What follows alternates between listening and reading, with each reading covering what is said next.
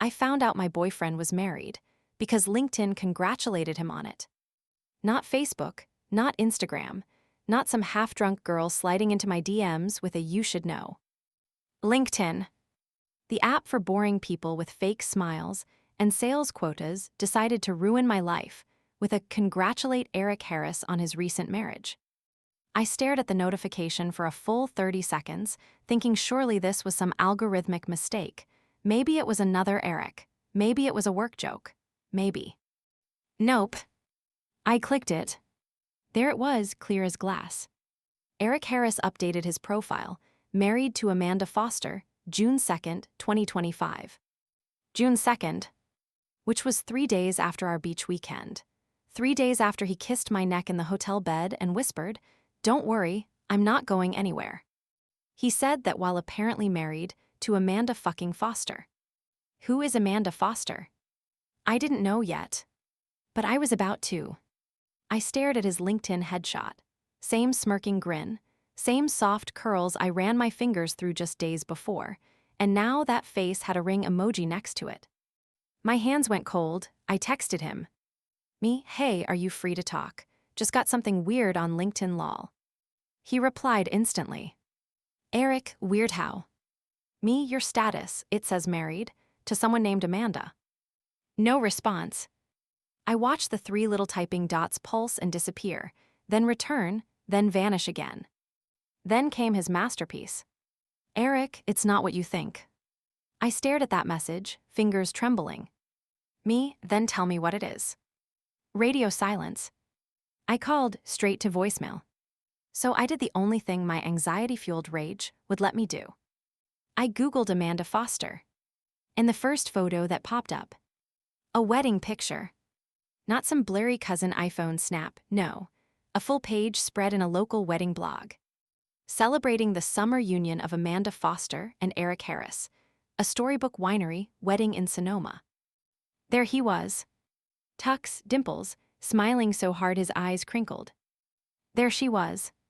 Beautiful, blonde, delicate as a soap bubble in a cathedral-length veil. And there I was. Sitting in my kitchen, holding a coffee mug he bought me in Cabo, wearing his damn hoodie, realizing I was the other woman and I didn't even know it. I texted him again. Me, "Did you seriously marry someone 3 days after fucking me on the beach?" Still no answer.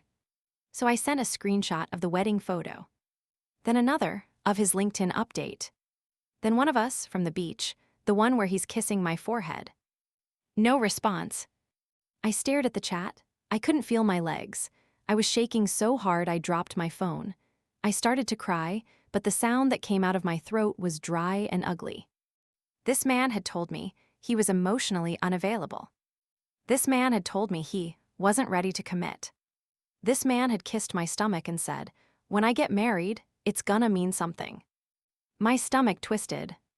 I scrolled our messages. I counted. He had seen me 12 times in the past 2 months.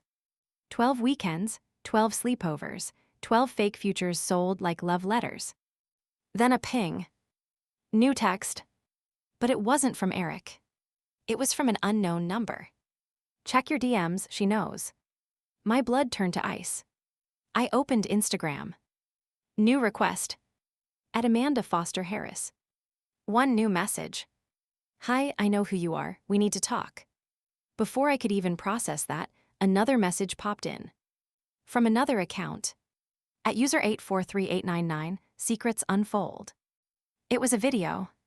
No caption, just a 12-second clip. I tapped it.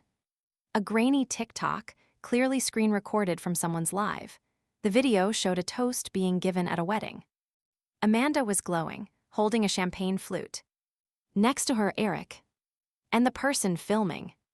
A woman giggling off camera, whispering. "Isn't that the guy who's been DMing me since April?" Eric raised his glass, pulled Amanda close, and toasted. "To my forever, and to never having to lie again." The crowd cheered. I dropped the phone. And then I realized something even more sickening. The hotel bill from our beach trip. He had asked me to pay it. Said his credit card was acting up. He made me pay for his last cheat before his honeymoon. I wanted to scream. I wanted to punch a mirror. Instead, I picked up my phone and accepted Amanda's message request. "You wanted to talk," I typed. She replied instantly. "Yes, but not here. I'm sending you something. You need to see everything." I stared at the dots as she typed again. "Check your email and brace yourself." The email came through 2 minutes later. Subject line: "From one lied to woman to another, read everything." I clicked. There was no intro paragraph, no pleasantries, just a Google Drive link titled ERACHARIS, the full file. Inside, 23 documents. Screenshots, videos, voice memos, receipts. The first file was a PDF. Timeline of deceit. Amanda had made a whole damn report. The first date listed: January 6, 2025. Eric and I get back together after a 6-month break. He promises full transparency and no more lies. The next line: January 13, 2025.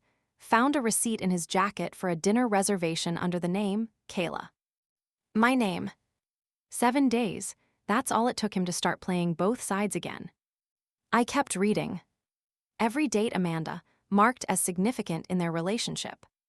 Anniversary dinner, ring purchase, engagement photo shoot. All had overlapping timestamps with my texts, my selfies, my receipts from airbims and brunches and beach weekends. Every time, I thought we were getting closer. He was already engaged. Every time he said, "I'm just not ready for that kind of label yet." He was planning his wedding. There was a photo titled "The Hotel Folder." It showed a spreadsheet Amanda had compiled, color-coded, listing all the hotels he had visited in the last 18 months. Next to each location, a woman's name. Mine. 3 others I didn't recognize. One labeled TBD, blonde, tattoos, works nights. I gagged. Then I opened the next file. A screen recording of a text conversation between Amanda and another girl named Rachel. Rachel, he said he was an orphan. Amanda, he said that to me too. Both his parents are alive. I had coffee with his mom last week. Rachel, he told me he had a sister who died. Amanda, his sister is a nurse. She was in my bridal party. I couldn't breathe. Eric didn't just cheat, he world-built. He created lore, backstories, emotional currency he could spend on command. And somehow, he never slipped. Until LinkedIn outed him. Then I saw it. The video that made me want to set fire to my phone. Amanda had filmed something 3 nights before the wedding. Her bridal shower. Eric had said he couldn't come, claimed guys weren't allowed. But there he was. In the background of the video. Not in a tux. Not with Amanda. But sitting on a rooftop bar. With me. Amanda had zoomed in, slowed it down, captioned it. "Spotted you at Lark Rooftop, Friday, May 30th. Look at his hand." She was right. His hand was on my thigh. And he was wearing his wedding ring. He'd already gotten it sized early. He wore it when he was with me. I stood up so fast, I nearly knocked over the chair. Then the screen flickered. Because I forgot, I was still on FaceTime with Amanda. We hadn't spoken yet. She was just watching me react in real time as I went through her archive. Now she unmuted. Her voice was calm, too calm. "You done reading?" I turned the phone to face me. "I don't even know what to say." "You don't have to say anything." Her face was stone, but her eyes were wet. "He told me you were a trauma-bonded friend, said you needed help getting over your ex." I let out a bitter laugh. "He told me you were a clingy ex who wouldn't stop calling, said he blocked you 3 months ago." Silence. Then Amanda blinked and said, "We're not the only ones." And just like that, she dropped another link into the chat. A group chat. The HARISFILES, VERIFIDVICTMS. 5 women. All of us had been lied to. All of us had dated him this year. Some during the wedding, some during the honeymoon. One of them, Avery, was someone I'd actually met once. At a barbecue Eric invited me to, she introduced herself as an old college friend. She was the woman he'd slept with the night before. Amanda said, "We're meeting up this weekend, all of us, want to come?" My brain short-circuited. You're doing what? She nodded. We're confronting him, publicly. At his mom's birthday brunch, she loves surprises. I gaped. Wait, you're going to crash his mom's birthday? Oh, we're not crashing anything, she smirked. She invited us. I blinked. What? Amanda pulled up a screenshot. Mrs. Harris. I warned him years ago this would happen. Let me know what time you girls are arriving. I started laughing. Uncontrollably, hysterically. Amanda just said, you in. I didn't hesitate. Where do I show up? She smiled. Just wear white, we're all going as the wives.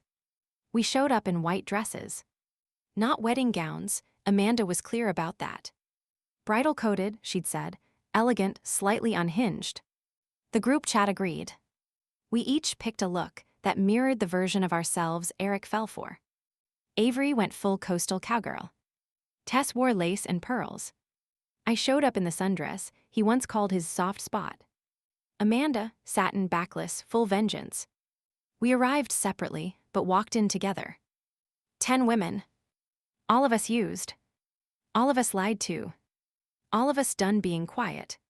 Eric's mom was already at the head of the long brunch table when we entered the restaurant's private room. She smiled when she saw us. This is going to be so much fun, she said. She stood and tapped her glass with a fork. Everyone, our surprise guests are here. Eric was at the far end of the table, surrounded by relatives, mid-mimosa. He turned and saw us. One by one, every woman who had been just a secret, just a cover story, stepped into the light of his mother's birthday brunch. You could see it hit him in waves. His eyes landed on Avery first, blinked. Then Tess, stiffened. Then me. His jaw clenched. Amanda came last. And I swear to God, he mouthed, oh no. We sat at the empty end of the table. And then Amanda stood, raised a glass and said, Eric, sweetheart, since you love toast so much, how about one from all your wives? The room went dead silent. Amanda continued, voice clear as glass. To the man who told me I was the only one. To the man who told Kayla he couldn't be in a relationship. To the man who told Tess he was adopted. To the man who told Avery he was grieving a miscarriage. To the man who told each of us that we were his truth, while he rehearsed a lie. She turned to Eric's mom. And to the woman who gave birth to this parasite, thank you for letting us expose him properly. Mrs. Harris took a bite of quiche and said, better late than never. Eric stood. Mom, what the fuck? Amanda lifted her hand. You've talked enough. She turned back to us. Who wants to go next? Tess stood. She pulled out her phone and played a voicemail. You're the only person who makes me feel safe. I wish I'd met you before Amanda. I'm only with her for her money. Amanda blinked once. Avery said, play mine. I'm not sleeping with anyone but you, Kayla, just a trauma bond. I'm helping her through some stuff. My jaw clenched. I opened my phone. Airdropped my screenshots to the restaurant's smart TV. The entire wall lit up with Eric's LinkedIn, just married update. The Airbnb booking under my name from 3 days before the wedding. Our beach selfie. The text where he said Amanda was his emotionally unstable ex. The room went silent. Then came the best moment of my life. Amanda took her champagne and walked over to Eric's plate, tilted the glass, and poured it slowly over his eggs Benedict. The hollandaise hissed.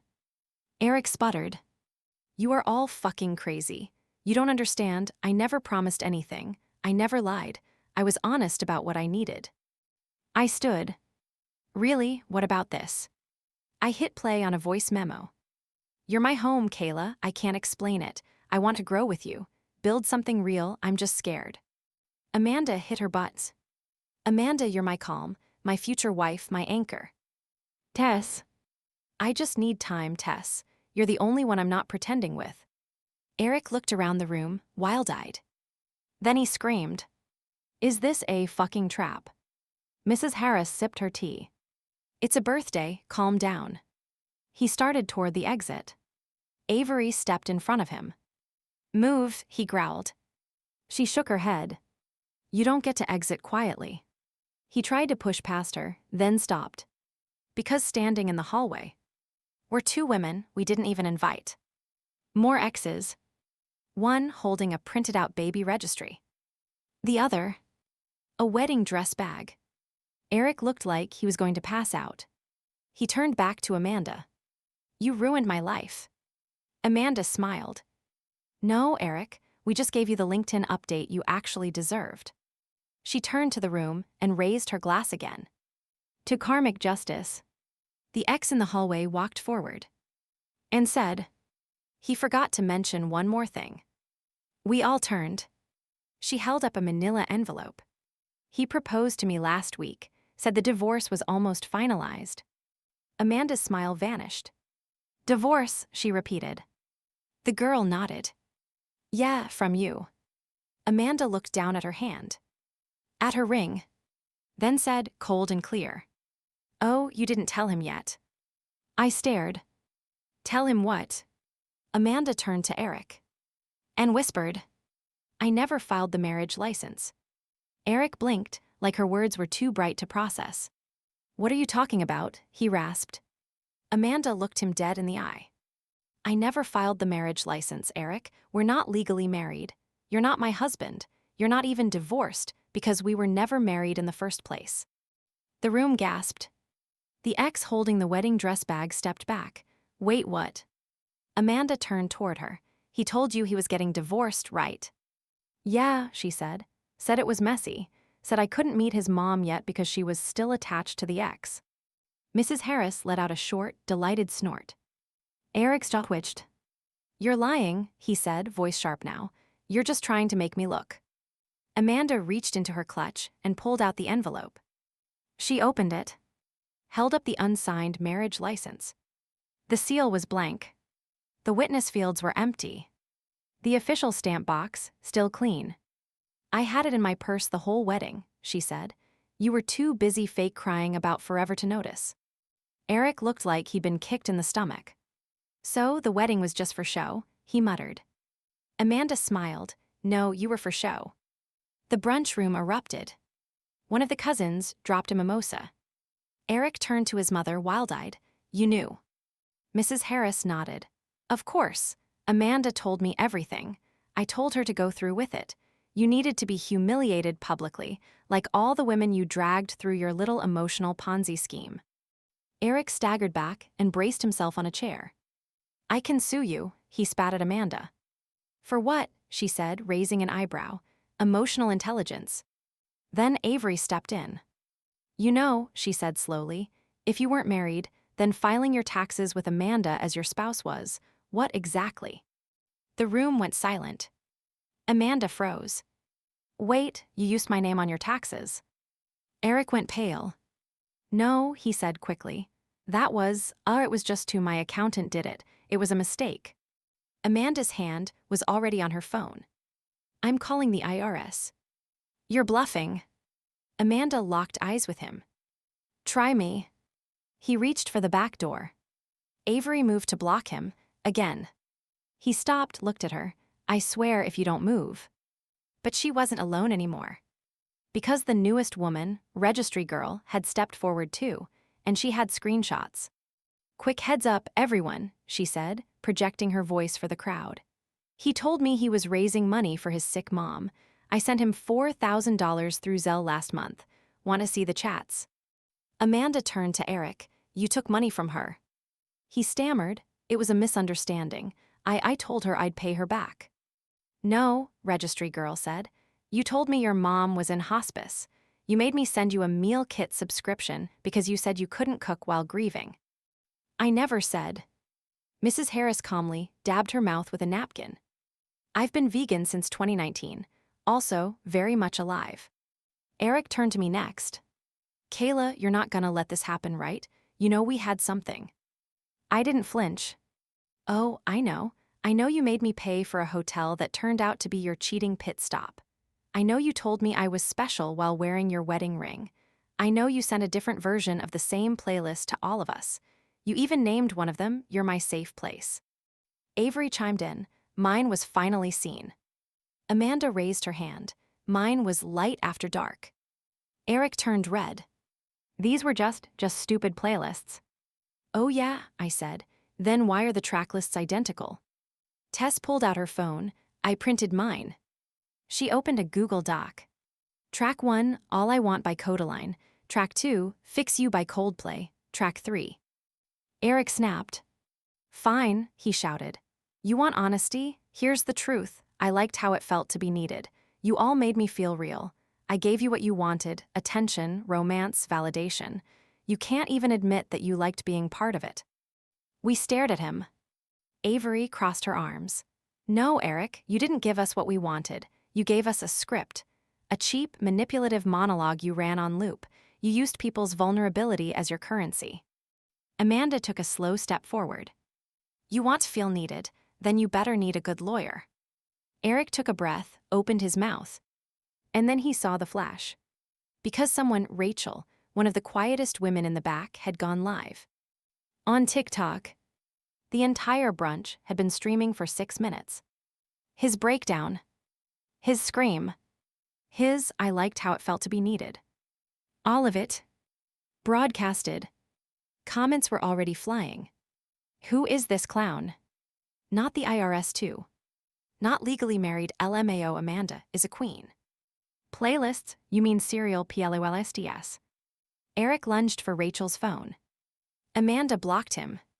Touch her, she whispered, and I press charges. His face cracked, his body slumped. He looked at us like a drowned man begging the ocean for a do-over. And then, the final humiliation. The restaurant started clapping. Not polite applause. Ovation. Someone shouted, "Toast him again, Queen." Amanda raised her glass. To the man who made us all believe in love, so he could steal it. She clinked my glass. To karmic justice. Eric bolted. Ran out of that brunch like someone had set his designer loafers on fire. The camera followed him. Rachel kept the TikTok live rolling as he shoved past servers and knocked over a mimosa tower. Outside, he tried flagging an Uber, but his app kept glitching, and by the time a black Honda pulled up, 3 more exes had emerged from the parking lot. Yep. 3 more. One held up a framed photo of the 2 of them at Disneyland. Another wore a shirt that read, "Blocked by Eric." The third. Pregnant. She didn't say a word, just looked at him. Eric's face turned the color of expired mayonnaise. Amanda joined us at the restaurant window and sipped her champagne like she was watching a tennis match. Is this what closure tastes like? She murmured. I couldn't even speak, I was vibrating. The pregnant woman finally stepped forward and said, "Tell me I'm the only one who actually gave you something real." He didn't answer. He just got in the Uber and closed the door in her face. But the driver didn't move, because he was watching the TikTok live too. Then he slowly turned around and said, "Dude, get out." Eric got kicked out of his own getaway car. He tried to walk, but by then, his full name was trending. Eric Harris is over party. LinkedIn liar. He promised me to. And the worst one. She toasted them, not me. Because someone had clipped that moment, Amanda pouring champagne over his eggs Benedict, the quote, the silence, the timing. It was now a meme. And the audio was viral. People were reenacting it with their own cheating exes, duets, stitch reactions, even cats meowing it. He was a one-man cautionary tale. And we were the narrators. Amanda, me, Tess, Avery, Rachel, and the rest of the wives started doing lives together. Just talking, comparing notes, finding more patterns. He reused everything. First date spots, favorite books, deep fears, that lie about having mangoes, he said it to all of us, said it triggered memories from a toxic ex. Amanda found a video of him eating dried mango on a podcast and laughing. We started a subreddit, r/the Eric Effect. People flooded it, not just women who dated him. People who'd hired him, fired him, knew someone who swiped right and ghosted immediately because he gave cult leader energy. Then came the dream. I know, I don't believe in that mystical shit either. But the night after the brunch, after the champagne, after the applause, after Amanda raised her glass and changed all our lives, I fell asleep and saw. Me. Standing in the vineyard where he got fake married. Only this time, I wasn't in a white dress. I was in red. Amanda was there, Avery too. We all stood together. And Eric wasn't facing us. He was giving another speech. To no one. A microphone, a spotlight, an empty crowd. Repeating the same words, over and over. You're my calm, you're my anchor, you're the only one I haven't pretended with. But no one listened. Because we weren't his audience anymore. We were the ones writing his ending. When I woke up, I had a message from Amanda. Check LinkedIn, again. I did. And screamed. Eric Harris had updated his relationship status, again. But not to single. To working on myself. The audacity. I shared it in the group chat. Everyone lost their minds. Tess, can I endorse him for emotional fraud? Rachel, let's send him a congrats on your self-work fruit basket, with nothing inside. Amanda didn't reply. Then I got a call. Her voice was low, shaking. He texted me. I froze. What'd he say? You win, but you're still talking about me, so who really lost? I felt my blood boil. Amanda took a shaky breath. We need to end this, properly. I didn't ask what she meant. Because she'd already sent the invite. The final toast, live stream. Public event. Open to all followers. Date this Friday. Caption. Because silence protects no one, and we're not done pouring truth. It was already up to 400,000 RSVPs. Eric saw it, I know he did. Because he tried to get it taken down. And when that failed, he posted his own video. Black and white, sobbing on a couch, no shirt. I've made mistakes, I was broken, I never meant to hurt anyone. The comments were ruthless. Sir, your apology is sponsored by baby wipes. Put the shirt on and log off. We want Amanda's version, not yours. The live stream was going to be a funeral. Not for Eric, but for every lie he ever told.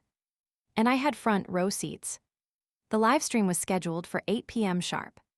By 7:45, over 1.2 million viewers were already waiting in the countdown lobby. The screen was black, no music, no teaser trailer, just a pinned comment from Amanda. Every lie has an expiration date. And at exactly 8:00, the stream went live. It opened on Amanda sitting alone at a white table, backlit by soft golden light. She wore the same satin dress from the brunch, hair pulled back, no makeup, just fury, elegance, and clarity.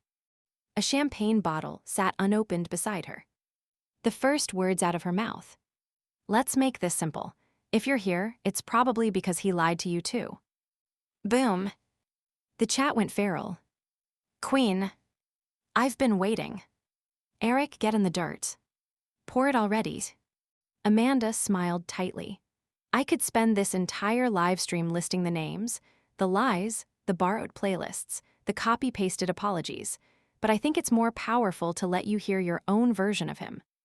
Then she nodded. And the camera cut to a screen split into 4 boxes.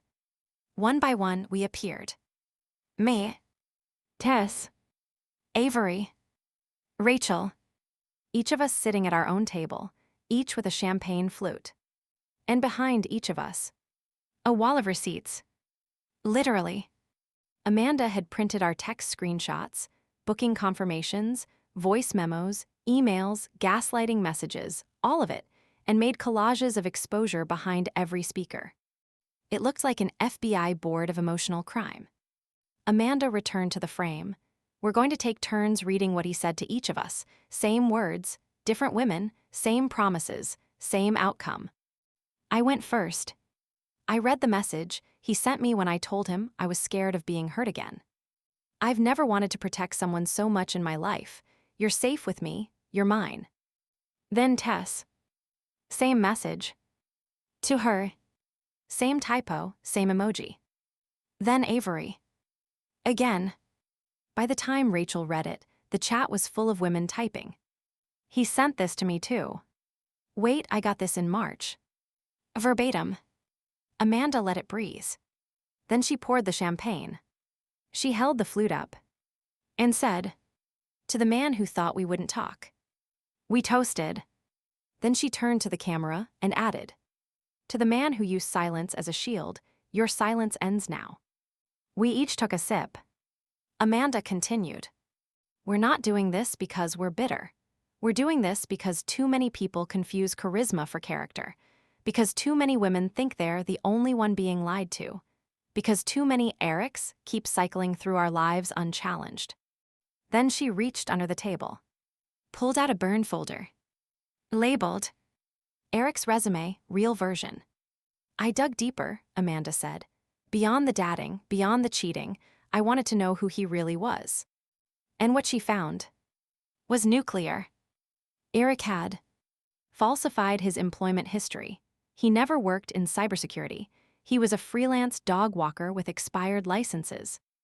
Lied about graduating from NYU, dropped out sophomore year, never went back. Claimed his dad was dead. He's alive and owns a bakery in Utah. Registered multiple LLCs in women's names without their consent, 2 of which had unpaid back taxes. She showed the documents, the LLC filings, the screenshots of his business site, complete with fake testimonials, one from a woman who turned out to be an actress from a skincare commercial. The chat was unhinged.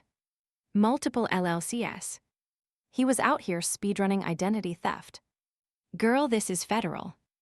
Is this man a Gemini or a goddamn cult leader? Amanda let it sit. Then she invited more women to join. One by one, they popped into the live. 2 more from our original brunch. Then registry girl. Then the pregnant one. Then a new face. A woman named Shannon, who quietly said, I thought I was engaged to him. We all froze. She held up a ring. He proposed to me 2 weeks after his wedding, said the ceremony was for immigration, said he needed it to help someone else, said we'd be next for real. She started to cry. Amanda's voice cracked too. You don't have to be next anymore. Then she addressed the final receipts. Eric has sent cease and desist letters. He has threatened lawsuits. He has called us vindictive, attention-seeking, crazy, but guess what? You don't get to lie to dozens of people and then complain when they talk. And then, like she had rehearsed it 1,000 times, Amanda smiled and said, because this is what happens when you update your LinkedIn with a lie. She picked up her phone and played a dream sequence video. It was edited footage of Eric giving that cringe wedding toast. To my forever and to never having to lie again. Then it cut hard to us. Lined up, raising glasses. One final collective voiceover. She toasted them, not me. Fade to black. The live ended. 2.3 million people watched it. Eric deleted all his social media the next morning. His mother posted this on Facebook. It's never too late to raise your standards, even if the child is grown. After the live stream, everything changed. We didn't just go viral, we became a movement. The next morning, TikTok was flooded with duet after duet. Women raising their glasses in solidarity. Stitch clips saying, to the man who thought we wouldn't talk. A literal choir in Atlanta singing, she toasted them, not me, with wine glasses and gospel harmonies. Even the news picked it up. Headlines read, LinkedIn liar exposed by exes in viral champagne showdown. From toast to roast, Eric Harris goes down in history. Revenge never tasted so bubbly. Amanda got invited to speak on a podcast. I got asked to write a Medium op-ed. Avery started selling t-shirts with Safe Place Starter Pack printed over a Spotify logo. They sold out in 48 hours.